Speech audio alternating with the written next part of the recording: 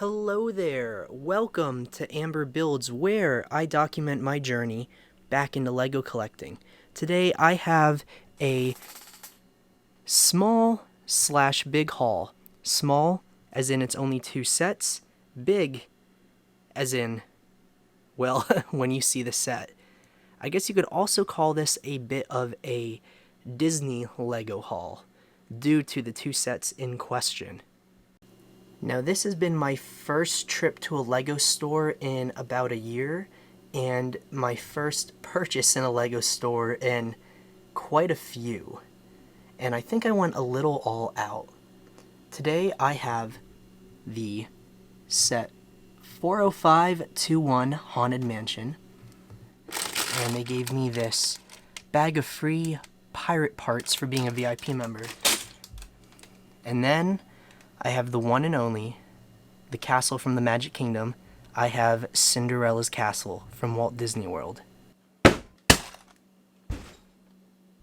Now, I couldn't really drop that last one because it weighs a ton.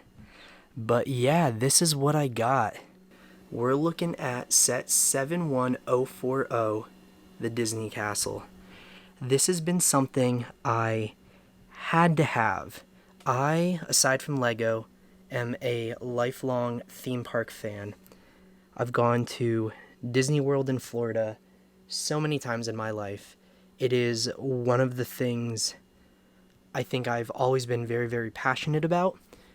Both the theming and the history, and how there really was never a place like this until the 50s. And since then, this idea of making a place where you can immerse yourself in another world has always been something I found very near and dear. So knowing this existed and I didn't have it, that had to change. Also, I noticed there was the Main Street train station set, which had came out a couple years ago, and that got discontinued already. So with that being discontinued, I started to sweat and wonder when this is going to be on the chopping block.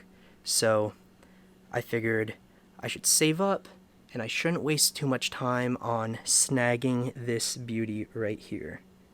And then the Haunted Mansion, the mini Disney, the Haunted Mansion, lots of those, set 40521. This one, I remember before going to the LEGO store, I checked ahead of time to see if it was in stock, knowing it sold out on August 1st on the website immediately. It said the LEGO store I was going to did not have it in stock. Was not expecting to grab this.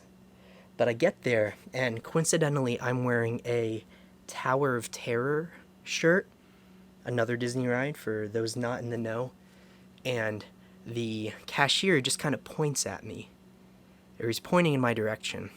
And I do that thing where someone's looking at you or pointing, so you turn around thinking they're pointing at someone past you, and there was no one. And I look back and he goes, "No, you." And I'm like, "Oh, okay." And then he says, "I saw your shirt and I wasn't sure if this is something you were expecting to find today." And then he points for me to turn around, and there's another associate already walking up to me with this set.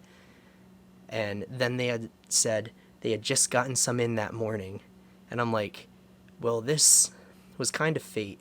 Looks like I'm just having what I thought was already going to be a big LEGO Disney day became a slightly bigger LEGO Disney day. And this set, I've been debating, I might actually just wait until October, till Halloween, to actually put it together.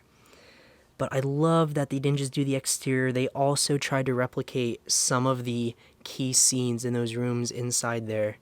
So this I'm very excited to build. And furthermore, I hope one day to find a full-size, one within the same scale as the Disney Castle version of this set. If not, maybe I'll just have to pull a Thanos and go, "I'll do it myself." Oh, and the VIP pirate bag freebie I thought was pretty cool too. I've never seen anything like this, so to get just kind of a bunch of random pieces. See, I get a little skeleton in there. I'm excited to have a shark and the parrot. Not really sure what I'll use this for. But I wasn't gonna say no when he put it in my bag. So I have to imagine there's a decent overlap between Disney Park fans and Lego fans, or else they wouldn't have attempted not one, not the Main Street 2, but 3 Disney Park specific sets. And I can only hope to see more in the future. This has been my first haul video. Several days later. Hey, so actually, I was thinking of cutting the video off right there, showing what I picked up at the Lego store that day, but I started building it and I noticed something very, very strange, which I have never encountered building a Lego set before. Also, earlier on, I remember saying that this was a Lego haul. No, let's not use that word. I'm thinking, I've never heard anyone call their hauls a bounty. Kind of bringing in some pirate speak. I think I want to start calling anytime I pick up a few sets or get something new. It's not my haul. It's gonna be called my bounty. But first, I actually wanted to show a couple things about this that I thought were really neat. I know it's as you build it, it's going to have lots and lots of little references to different Disney movies, and this one here was the first one I built. Little Princess and the Frog reference. And I don't know why, I actually thought that crown piece was something that was gonna get put on the frog, and I didn't even realize it just kind of sneakily hid behind it, so from the right angle, it kind of looked like the frog is wearing it. And then here's a reference to Brave, although I'd really like to think this is just where Mickey has his target practice. He kind of has this this underground club in Cinderella's castle where he shoots bows. I think those are cookies. I really think those are cookies. Maybe I should rewatch Brave and things will make more sense. But yeah, this is where Mickey sharpens his skills. This is a very classy, regal Lego set. This was my favorite part to build so far. And by the way, this whole base and kind of first floor and start of the top floor, this is the first 4 bags. And this base here was bag number 1, but there were 4 bag number 1 bags, which, wow, that was a lot. That felt like the biggest one section of a Lego set I've ever built. But anyways, with this floor, it's made of those 2x3 with the angle at the top piece of those like plates. They look like shields. And not only is it just aesthetically pleasing, but putting it together and then building the floor part on top, it just made for a really nice look, and it is just so sleek. The angles with it was not something I was expecting to be so perfect. Another thing I really liked was building this clock piece. Now, see how it's on those gold little feet there? My expectation was going to be that you put the feet on the 2x4 that is the base of the clock. But actually, it is flat. You build this a whole bag or 2 before you even build the clock. And then it uses that 2x2 round plate with the jumper stud in the middle. And then those are just gold little discs. And then when you put it back on, it gives the illusion of feet. Okay, so we talked about the good. Now let's talk about the not so good. So far, I have never encountered a Lego set where it's missing instruction pages. It's not that the whole book was missing, that's right here. I've had, on the very rare occasion, missing pieces before, but as I was building bag 4, it's step 154. I go to the next page to pick up where I left off. I didn't even realize the jump in step numbers, but I just started looking for those pieces, and I started fretting, thinking, wait a minute, those definitely weren't in the bag. And then as I look around a little bit more, I realize, oh, so we went from page 154 to page 187. And correct me if I'm wrong, 187 doesn't come after 154. And if you look, it is like perfectly bounded. It's not like the pages were there and they somehow got ripped out.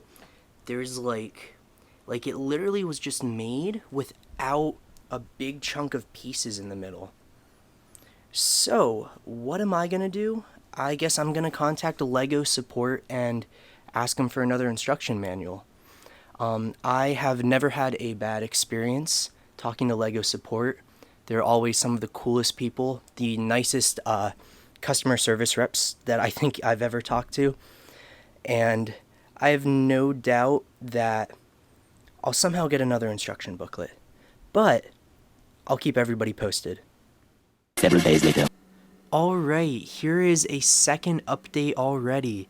I really thought this video was done, but the more I keep building before I finish editing, the more I have to show. So this was bag 5, it was the next wall. This is bag 6, which I'm working on right now. This is going to be the left side wall or the right side wall if you're looking at it head on. And as I'm building, I did use the app. I did email LEGO customer support about getting a replacement book. And as I'm building, I noticed, okay, I can pick up where I left off. And then I'm like, wait a minute. So far, it just had me add pieces to the top of this. And I'm like, oh, so this is another sub-assembly.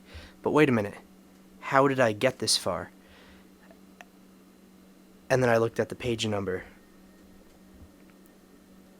So technically, I was not missing any instructions. They were just in the wrong order. So, a bizarre situation just became even more bizarre. So, word to the wise, if you're building a Lego set and it looks like some pages are missing, just start flipping through the book. I'm really curious how often this happens now, so I'd love to know if other people have seen this before. Alright, I think I'm gonna finish the build now, and finish editing this video as well. So until next time, thanks for watching.